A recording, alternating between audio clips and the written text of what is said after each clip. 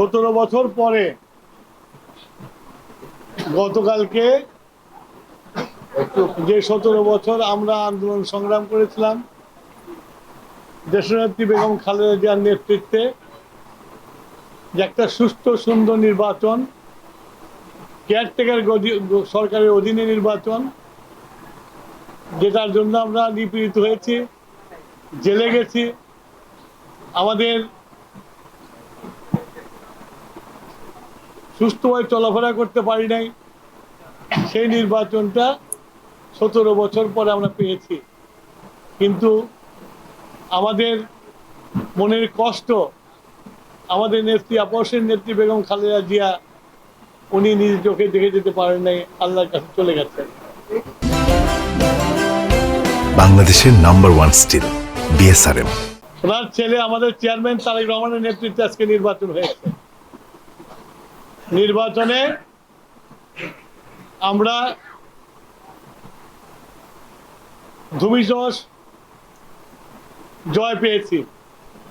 আজকে আমরা সরকার গঠন করার পথে, কিন্তু আমাদেরকে আমার জেলার নির্বাচনের এই ফলাফল যেটা হয়েছে সেটা নিয়ে বসতে হবে, সেটা নিয়ে আলোচনা করতে হবে। কোথায় আমাদের দোষ ছিল, কেন বিভিন্ন জায়গায় তারা এত ভোট পেল, এগুলা নিয়ে যদি নিজেদের মধ্যে আত্মসমালোচনা না হয় তাহলে কোনোদিনই বিএনপি দাঁড়াতে পারবে না।